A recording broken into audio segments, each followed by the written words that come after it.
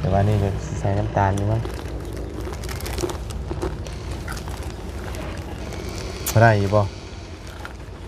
บุคือแบบว่าแถวนี้เขาทอดเนาะแค่นี้เป็นทอดอันนี้มันออกกลิ่นหอมหอมบ่ โดยเอากินออกกลิ่นหอมอันนั้นมันหวานซื่อๆแต่บ่ออกกลิ่นหอมอันนี้เขาใส่ใบเตยเด้โดยนี่เห็นบ่ใบเตยมันสีหอม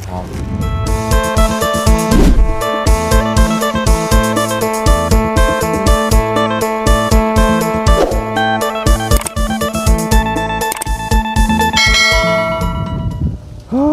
ตุ๊เนาะกล้วยนี่พี่น้องเลยสิแหละเนาะมันแปรรูปบ่ได้เนาะเอามาขายอันนี้มันก็ขายบ่ได้เด้ต้องเอามาแบบนี้ทิ่มนะนี่เท่ากับทิ่มนะพี่น้องเลยใครจะกินเนาะลูกหนูมันก็บ่มากินปักลายเครือนึงพี่น้องเลยคืออยู่ในสวนก็คือแบบว่าทิ่มซื่อๆมาไว้นี่ก็ทิ่มซื่อๆเนาะฮอนแดดพี่น้องเลยเนาะเป็นยังไงบรรยากาศตอนเช้าๆมันก็เงียบเงาแต่เด้ทาง3 สาว 4 สาวไปทั้งใดพี่น้องเลยเนาะบ่เห็นไปหาอยู่หากินบ่มื้อนี้พี่น้องเลยเนาะยันไปกระลุงเฮิมเนาะได้ยินว่าสิพาไปหาน้ำไม้น้ำมันว่ะพุ่นน่ะยันลงหวยลงห้องพุ่นน่ะพี่น้องเลยเนาะเอาเดี๋ยวจังไดก็สิข้ามไปเบิ่งทางสาวดอกแคก่อนพี่น้องเลยเนาะเป็นจังไดเพราะว่าเมื่อวานนี่ก็บ่ได้ไปหาเราซ้ำเนาะคำก่อนพี่น้องเลยพูดคุยเรื่องรถพอร์ตเป็นว่าพอร์ตสรุปแล้วจังไดพี่น้องเลยเนาะจังไดเนาะเพราะว่าเป็นตกลงราคากันบ่ได้บ่พี่น้องเอ้ยเอาจังไดเนาะเพราะว่ามันหลายเจ้ามาเบิ่งก็ได้ผู้นึงก็อยากเฮ็ดอีกแบบนึงผู้นึงก็อยากปรับอีกแบบนึงเนาะมันคุยกันบ่ลงโตพี่น้องเอ้ยเอาเดี๋ยวจังไดก็มีกล้วย ทอดที่ว่าเมื่อวานเนี่ยถุงนึงพี่น้องไปให้ทางเราซิมก่อนไปเยี่ยมพยายามก่อนพี่น้องเอ้ยเนาะเพราะว่าเมื่อวานนี้ว่าใส่สโลมเจ็บท้องพี่น้องเอ้ยเอาคนอื่นสบายดีเด้อเนาะสบายดีแล้วสวัสดีพี่น้องกันเบิดสุขูสุคนเนาะปะเดี๋ยวจังไดก็ข้ามไปฟังนั่นแหละพี่น้องแล้วทางนี้เพิ่นไปเบิดละเนาะมื้อนี้วันเสาร์ลงมื้อลงวันบ่อุ่นก็คิดว่าเมื่อวานนี่เป็นวันพฤหัสเนาะคิดว่ามื้อนี้เป็นวันศุกร์ไปเดี๋ยวข้ามไปฟังนั่นก่อนเนาะอยู่บ่ถอดแล้วบ่สโลมนั่นถอดแล้วเนาะถามไปไกลได้พี่น้องเลยเนาะ จริงไงโอ้เตะถอดเตะสโลมแบบอันซานยังนี่นะซานสวิงบ่โอ้ยสบายดีเนาะเป็นจริงไดบาทที่นี่ซานสวิงก็เป็นอีกเนาะเด้อสบายดีโตเนาะถอดเมื่อได้สโลมนั่นเอาติดไม้ก่อนได้ยินเสียงพี่น้องเลยเมื่อวานนี้เวลา 7 โมงว่าโอ้เจ็บท้องนี่บ่ เมื่อวานนี่บ่ไอ้โดยเจ็บท้องกินม่วงลายโดยกินมะม่วงได้มันเป็นแล้วแต่ก่อนเห็นแล้วก็กินยาแล้วมันก็เศร้าแล้วน้องก็พากันกินส้มอีกดิกระเพาะแน่โดยแล้วมันก็เผ็ดกระเพาะเฮากินส้มมันอากาศร้อนแน่บัดนี้เนาะตู้เนาะมันเข้ากันได้แต่เฮาก็ยังหากระเซาเมื่อบ้านเมื่อนั้นกินมะม่วงตำมะม่วงตำเมื่อคืนอีกเมื่อคืนนี้ก็กินบ่เจ็บท้องอีกบาดเนาะเจ็บแต่ท้องยำหอนเนี่ยยำห่อนมันยำห่อนสาเหตุที่ว่าเขาเห็นให้เขาเจ็บท้องกินสมนี่เพราะเขากินน้ำลายเด้โดยเขากินน้ำลายมันเห็นให้เจ็บท้องเนาะโดยน้ำอะไรตกมันห่อนมันเขาสิกินน้ำลายกินน้ำลายกว่าอากาศปกติเนาะโดยอากาศปกติมันสิบอได้กินน้ำลายชั้นหนาห่อนเด้บ่ได้ไปใช่ดิพักผ่อนวันนี้ยังเมื่อยๆก็เลยบ่ได้ไปใส่จักมื้อแล้วบ่ได้ไป มื้อวานนี้กับมื้อนี้บ่ได้ไปใส่ บ้านนี้ก็บ่ได้ครับ เพิ่มแฮงหน่อยหนึงก่อน นะเติมเพลงก่อน โดย ใส่เบิดจักถุงสโลม ถุงหนึง ถุงหนึง โดยทางเราสั่งมันเด้ มีแต่เจ็บท้องอย่างเดียวแล้วมันมีอย่างอื่นเนาะ โดยเจ็บท้องแล้วมันแบบว่าอ่อนเพลียแล้วก็บ่มีแฮงเลย เออได้เมื่อยกับเฮาถ่ายลายแล้วมันเมื่อยอยู่แล้ว โด เนาะ ย ไผคือกันแต่ว่าเฮาลงท้องอากาศมันร้อนเด้เนาะ โดย บ้านนี่ก็ค่ำพี่น้องเนาะเดี๋ยวบ่ได้ค่ำมา ทำตัวว่า หือ เมื่อเพียนน่ะเมื่อเพียนน่ะ อยาก เนาะแล้วว่าเมื่อตัวคือล่ะ เติมลง ตะกระดาวมาปล่อยชะดาวเกะให้ปลาตะบานเลย ใครเป็นคนก่อนี่ แม่ แต่ว่าเฮาก่อบ่เป็นบ่ บ่เป็นน้องเห็ดบ่เป็น เฮ็ดได้แต่อันสานต่อไปสิได้อยู่เนาะ โดย เพราะว่าเฮาฮู้โตนั้นมันได้เนาะ โดย แต่ว่าตอนจอทำอิฐนี่แหละเนาะจอบ่เป็นเด้นี่ตอนสิจอ เนี่ย ยากเลยตอนจอทำอิฐนี่ โดยจะเห็ดแนวใดมันต้องให้เป็นแบบนี้เนาะ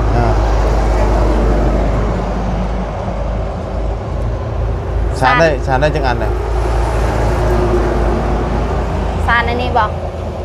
ได้จังอันน่ะ หลายอันแล้วน้องสอนนั่นก็เล่าเป็นคนซานหมด บ่ โดย บ่ได้เฮ็ดขายนำติ บ่เฮ็ดแต่ให้ลูกหลานเราเฮ็ด อย่าเตือใบสอนใช่เนาะ โดย สารสวิงชวนหลายผู้เฒ่าสมัยก่อนๆนี่มีแต่สารสวิงเนาะ โดย การมีชนปลา อ่า อืม เนี่ยเราทำหู ก็แต่ว่าคือในตู้อยู่เพื่อนนึงก็เราสารบ่ได้แล้วชั่วโมงแล้วเฒ่าแห้งแล้วเราบ่เห็นหุงนะแต่ก่อนเราก็สารสิละนางสารส ชน วิง ปลาหูคนกระปูในนั้น เท่าอ้ายเขาก็เฮ็ดเป็นเนาะ ฮะ อันนี้ว่าแถวบ้านอ้ายก็เฮ็ดเป็นก็ เป็นคือกัน เป็นผู้ก็เป็นเนาะ ผู้เฒ่าอะนะส่วนใหญ่มีแต่ผู้เฒ่าอะนะ โดย คนรุ่นก่อนนะนะแต่รุ่นสมัยนี้บ่เป็นแล้วสมัยลูกๆหลานๆนี่เฮ็ดหยังบ่เป็น ก็จะไม่น่าตาม เฮ็ดเป็นอย่างเดียวคือนอนเว้นกินข้าวชั่วโมงนี่ตื่นมาเล่นเกมนี่อย่างยากแล้วเดี๋ยวนี้นะเนาะ โดย รุ่นหลานนี่ยากอยู่แต่หาเล่นนั่นแหละหลายกว่ายากชั่วโมงนี้ ยาก ว่าจะ แล้ว เป็นแบบนี้ แถมจักอองอีหยังอองอีหยิงอีหยังเนาะให้วัยรุ่นเดี๋ยวนี้เขากิน ไปชนปลาเว้ย สิไปสอนปลาบ่ เรียบร้อยแล้วนะเรียบร้อยแล้วรถทางล่างกับทางหน้านั่นเกาะกันแล้ว ก็กันบ่ โดยน้องคือเห็นเขาติดกัน เนาะ น่ะ คือติดกันได้กินเนาะ ติดกันหรือคือรถทางหน้ามันเกาะแล้ว ก็กันจำกินเนาะ โด มันเล่นนั่นแหละจนจำก้นตกใจเอา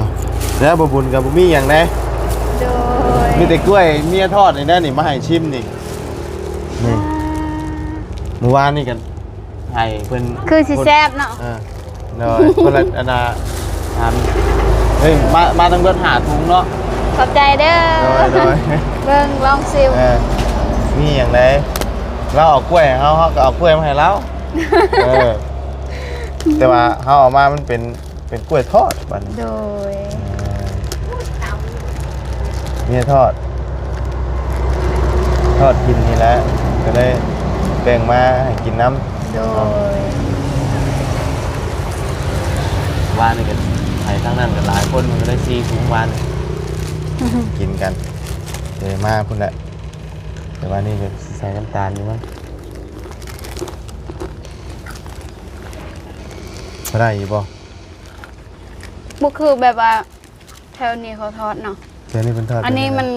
ออกกลินหอม หอมบ่ โดย เอากินออกกลินหอม อันนั้นมันหวานซื่อๆแต่บ่ออกกลินหอม อันนี้เขาใส่ใบเตยเด้ โดย นี่เห็นบ่ใบเตยมันสีหอมๆกินแล้วบ่บุญกินละเนาะให้มาให้ซิม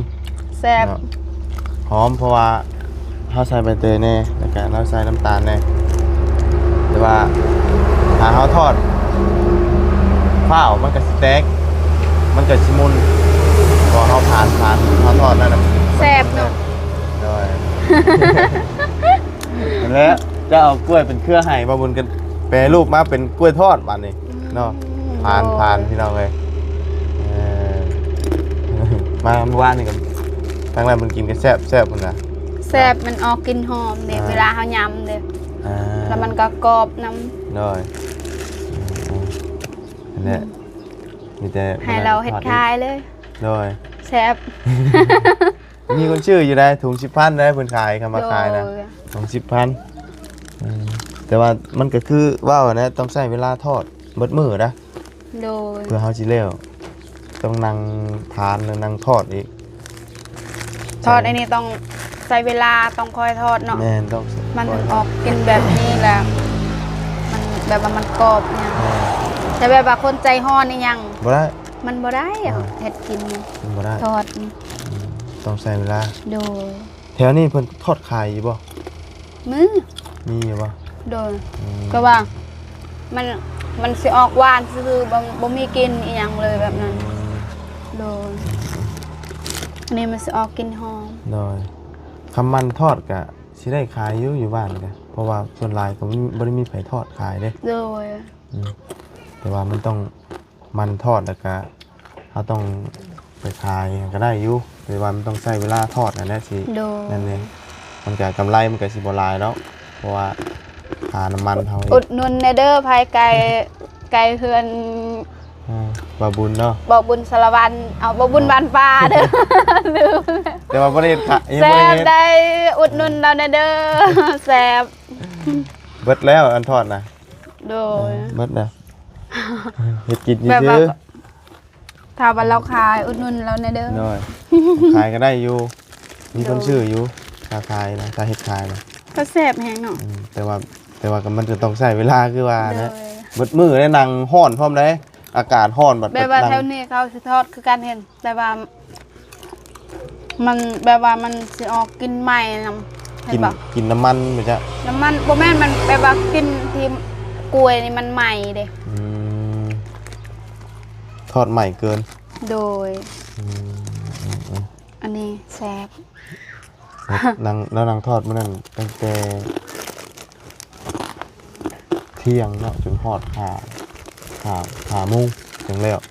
โดย เชื่อปลายนี่แหละประมาณเชื่อปลายมันสุกไว้ดีกล้วยเอาเมื่อมื้อน่ะ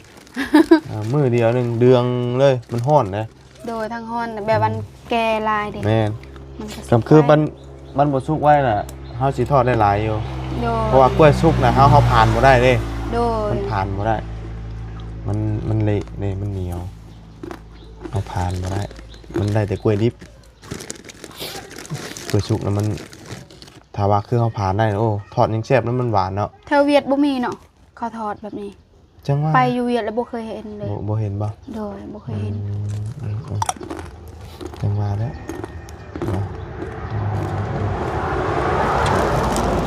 เมื่อ3มื้อเอาบุญกันแล้วเนาะเมื่อ3มื้อนอน3คืนซะเมื่อนอน ตอนไหนเมื่อบ้านบ่3มื้อบ่ 3มื้อเนาะ 4มื้อบ่ ไอ้ไหลมือนึงอ่ะนอนคืนมือ1 2 3คืนที่4ก็มาเมื่อวาน โดย พุ่นละบัดนี้บุญใหญ่กองอีตุ้มพุ่นละบัดนี้เมื่อ9ที่10พุ่นละเพราะว่ามีงานบุญเด้อยู่บ้าน หมู่น่ะลินอยู่บ้านหลายหมู่เนาะ ม่วน แบบว่าหลายคนเลย หลายคนหลายบุญใหญ่บุญบังไฟเด้ โดย คือกันกับอันบุญบังไฟอยู่บ้านดงปีที่แล้วนั้นได้ไปอยู่ติเอาบุญบังไฟนะ บ่คันว่าช่วงที่ได้ไปบุญแบบว่าบุญนี่แบบว่าสงกรานต์นี่ยังแบบว่าไปมีแต่เข้าวัด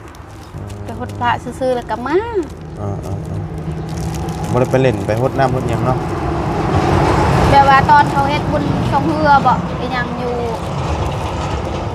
จัก3 ปีได้แล้วบ่3 ปีตอนเขาเฮ็ดอยู่มันดง บุญจังเฮือ โดย บ่ติก็บุญจังเฮือมันปีต่อปีอยู่นั่นบุญจังเฮือปีต่อปี บ่เคยได้ไปใส่พอบ่มีเงินนี่แล้วเฮาบ่ได้ไปใส่ ยากตัวนี้แล้วเนาะ โดย ยังน่ะ ลง ตู้ ไป บ่ ก็ตู้โดย อันนี้นี่บ่ได้ติดไว้อันนั้นบ่บ่ได้ไว้หลังคาเลยบ่ ขึ้นบ่ได้ มันบ่มีทางขึ้นบ่ บ่มีบ่เพิ่งกะเราเบิ่งรายเทื่อแล้วก็ยังขึ้นบ่ได้ดอกมันบ่มีบอนขึ้นเด้ มีบ่ขึ้นดิ โดย มันต้องตากแดดแบบว่าหันถึงแดดแบบนั่นคักๆนี่มันจังเวลา แบบว่ามันนอนแบบนี้เห็นแล้วแดดมันก็ส่งมาฮะ แม่ มันก็คือสิเข้าไว้แต่แบบนี้มัน อันนี้มันพรมมันก็เข้าซ่า โดย อันนี้ฉากอันนั้นได้ติโทรศัพท์ได้ปะ บ่ได้ บ่ได้ติ โดย มีแต่ใต้ซื่อเนาะ โดย ของอันมันเพิ่มซื้อมาไอ้อันนั้นจากของมีน่ะได้เนาะ โดย แต่ว่ามันเข้าซ่าได้กันพอได้แก้คัดเด็กๆหน่อยๆนะซ่าแฮง อืม มันเข้าอยู่แต่ว่ามันซ่านะมันแบบตัวไวอะนะ หมดมือมันเต็มเนาะ นี่มันบ่คือเขาเสียบไฟฟ้าเลยมันเสียบไฟฟ้านี่ก็เดียวเขาเสียบไฟฟ้ามันจะเล็ง โดย ไฟลายเลย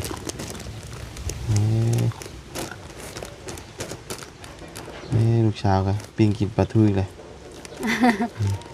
เห็นอยี่บ่คลิปลูกชาวมาบุญ คลิปลูกสาวอ้ายบ่ นี่นี่เป็นมักกินแต่ปลาทูลูกชาวนะบริโอ้สัญญาณบ่มีเราอยู่เนาะ มันซาเนาะ สัญญาณบ่ได้ เบิ่งเวลาเบิ่งก็คือกันมันซาแฮง This assembly line is a customized prismatic lithium battery energy Where's it at? storage past automatic production line. นี่ลูกชาวมาบุญ สนใจอยากกินปิ้งปลาดิอันนี้ โด สบาย ย ดีอะสบายดีเด้อ เบิ่งบ่ได้ บ่คืออ้ายเนาะ คือแม่บ่ จังได๋ยังบ่ทันเห็นแม่ ต้อนรับคุณเจ้าประจอยเด้อป้าลุง มีอ้ายนี่เนาะ โดยคือแม่เนาะ สายวัดก่อน มากินปลา แม่กินแต่ปลาทูเนาะ ว่านุ่งสิ้นเนาะ ก็มานุ่งกระโปรงนุ่งสิ้นนะ ซื้อชิ้นให้เพิ่นได้มื้อนะ โด มึงไปตลาดนะไว้ชิ้นเล่นเป็นใหญ่นี่ไปกับแม่บ้านนี่ก็อยากมานำเมื่อวานนี่ อยากมาอยู่นี่ อยากขี่รถนี่แหละอยากขี่รถไปน้ำพอคือ สำเนียงฟรีติดพอแล้วเนาะ อยากขี่รถนี่แหละบ่ได้ไปใส่หรอกขี่รถขี่ล่างนี่คือ ซื่ออะไร วาสนา เดียวนี่บ่ อ่า ลักษณะ วาสนากำลังนึก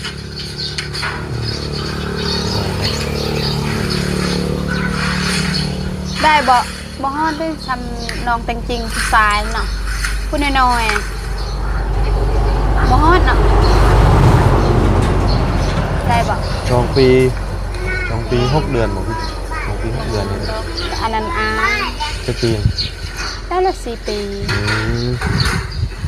ผู้อาย เอาไปยังหมด3 ปีครับ โดย เดือน8สิฮอด3 ปีเดือน8 เป็นแบบว่าใหญ่ไวเนาะอันนี้ บ่ไปกินข้าวซื่อๆกินแต่ปลาแล้วบ่มีปลาก็แม่นบ่กิน มากินปลาไม่มากินปลาทูบ่มีปลาทูเรียบร้อยแล้วบ่ได้กินข้าว มีปลาทูมันบ่ได้กินนะ โดย เนาะ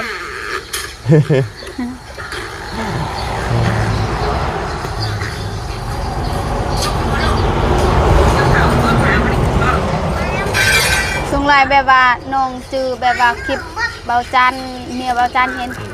แม่น้องเซอร์แล้วก็เมียเบาเสียงส่งลายเบิ่งหูลูกเราแบบว่าเขาอายแบบว่าบ่เคยเห็นเลยเห็นอยู่แต่แบบว่าบ่จือเด้ แล้วเมียบาบุญก็บอกว่าเจ้าคือแม่น้องเชออยู่เวลายิ้มมีกันเนาะ แม่ก็บ่นั่ง คือเมียว่าจันน้องเบิ่งคือบ่คือ มาชนะ เวลายิ้มเด้เวลาหัวเด้ ดู ยังบ่ทันน้ำมัน ไปถ่ายอยู่เพิ่นว่า ในปลุงเห็นนักจักอันนี้นั่งไม่ก่อนแม่นี่ข้างดังเตยเสร็จอยู่กำลังร้องบ่เห็น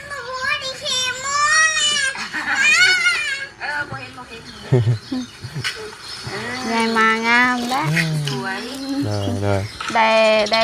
ลูกเคยตำรวจแล้ว เอ้ย ก็อยากใส่ชุดเหมือน ลูกเบาจันงามตาเหรอเนาะ ชาตาดำเลยนะ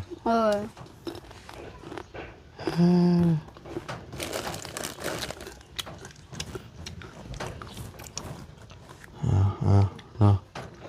บ่ได้อยู่นำกันเบิ่งแล้วในโทรศัพท์ก็ดีใจแล้ว เบิ่งเอา คั สิ น แล้ คือ ว โดยคันคือตะกี้นั่นบ่มีโทรศัพท์อีหยังเนาะก็คิดฮอดหลาย อันนี้ใครแน่เบิ่งเอาโทรหา โด คือมีแต่สัญญาณบ่มีครับสัญญาณออนสิไปใช่มั้ยตู้สิไปสอนดีบ่ เราก็สิไปสอน เราสิไปก็ไป เราชวนคนเบื้องนั้น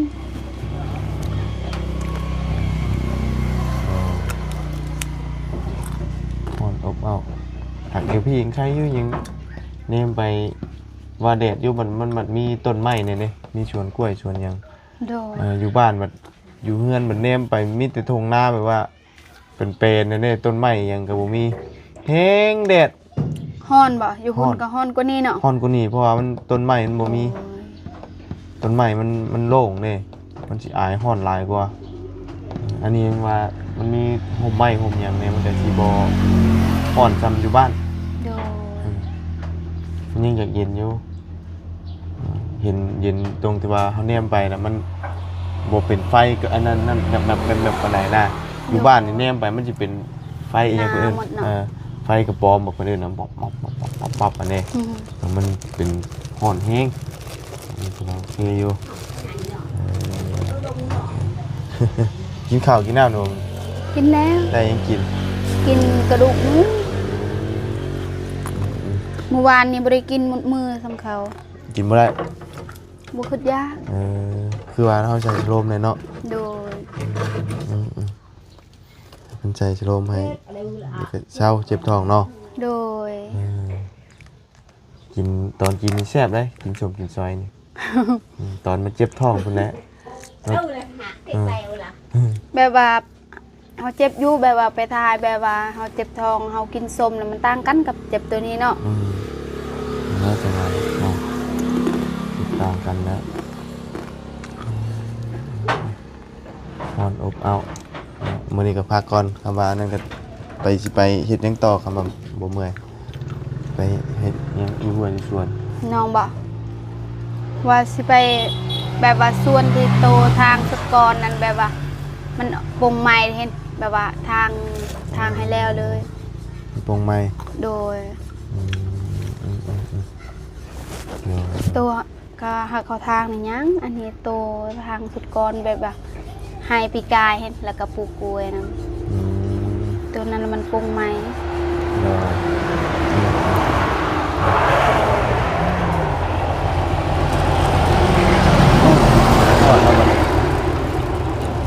ทางอันนี้เพิ่นไปไหนบุเนาะ เขาเลี้ยงไปใส่ จังว่าบ่เห็นเพิ่นไปหาอยู่ เขาบ่ได้ไปโรงเรียนบ่ ว่าวันเสาร์แม่นบ่ โอ้ แม่นบ่ แม่นบ่วันเสาร์วันศุกร์สิไอ้ แม่นบ่ ใจแล้ว วันศุกร์หรือวันเสาร์วันศุกร์ วัน เนาะ ศุกร์ เอาเลยลงมือลงวันเลย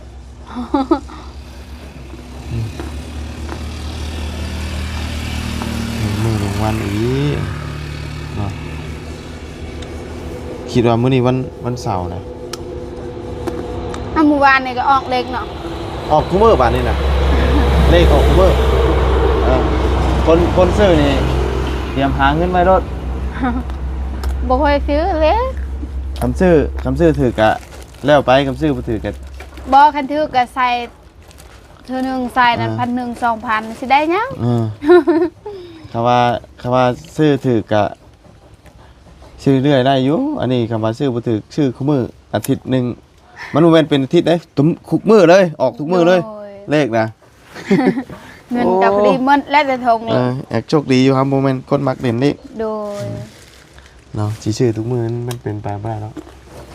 ชื่อ เห็นว่าฟันดีหยังก็ซื้อเนาะ เนาะเลขมันออกชั่วมือเฮงกระติกแล้วไปสาวบุญออกไปหากินข้าวกินน้ำกันเด้อ โดย อย่ามาใหม่มันห่อนเนาะ โดย ส่วนผมส่วนเราก่อนพี่น้องเลยเดี๋ยวจะว่ากันเนาะ โดย ห่อนเดี๋ยวมาใหม่ ส เด้อบ ายดีเด้อ เอาเนาะตอนแรงคนแหละพี่น้องเลย แล้วก็ขอบใจเด้อที่แบบว่ามาเยี่ยมยามน้อง โดย แล้วก็ขอบใจ FC นะ น้อยน้อยอยู่ดีมีแห้งเช้าเลยเนาะใคร โด เนี่ยละ ย เดี๋ยวสู่ต่อเนาะ โดย เดี๋ยวจังว่ากันไปหาให้ชวนกันเนาะถูกทั้งไปตู้กับคนผ้าเฉดแซดอยู่ เราสิไปสอน สอนในลายแล้วตู้เด้อผลผ้าเองเนาะแล้วมันบ่มีผู้ชายพี่น้องเลยแดดดีๆเนี่ยต้องพึ่งแว่นกันแดดพี่น้องเลยฉัน ฉันบ่ได้แล้วเนาะโน้พึ่งแว่นกันแดดมันเหลือบตาก็ยังนี่ไปสอนบ่โอ้ไป2 คนนี่ไป2 คนบ่2 คนกับยานี่บ่ ไปทางไหนห้วยนี่บ่หาหลายๆเด้อไปสาวพี่น้องกันเนาะสำหรับคลิปนี้การล่ำลาเลยเด้อพี่น้องเจอกันใหม่ขอบคุณพี่น้องFCเด้อติดตามแล้วพี่น้องสบายดีแล้วโทรศัพท์เริ่มฮ้อนไว้